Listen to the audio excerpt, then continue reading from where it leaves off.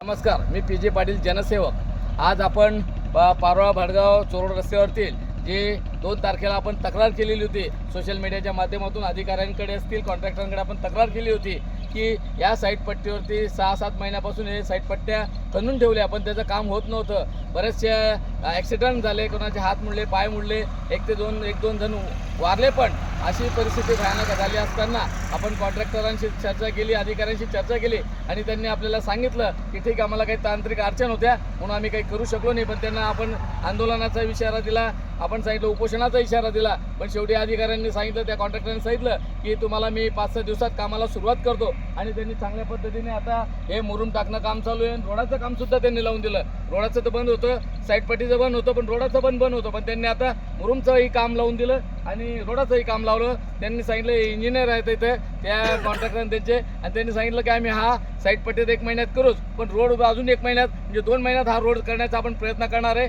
असा त्यांनी आता आपल्याला शब्दही दिला आहे। आणि आता त्यांना मुरुमसुद्धा अवेलेबल नव्हतं, आता मुरुम अवेलेबल झालं। आपण केलेल्या मागणीचं निश्चित फल झालं, म्हणजे आपण केलेली जी मागणी होती अधिकाऱ्यांकडे असेल कॉन्ट्रॅक्टरांकडे असेल ती तात्काळ त्यांनी पूर्ण केलेली आहे आणि लवकरात लवकर हे काम पूर्ण करून देण्याची जबाबदारी त्यांनी आम्हाला दिलेली आहे। इंजिनियर साहेब आहेत, या कॉन्ट्रॅक्टरांच्या अंडरमध्ये इंजिनियर साहेब आहेत, त्यांनी सांगितलं की आपण तात्काळ हे काम पूर्ण करून देऊ, 1 ते 2 महिन्यात आम्ही ही साईट पट्टी सर्व रोडाचं काम करतो असं सांगितलं आहे। काय म्हणणं साहेब? ओके।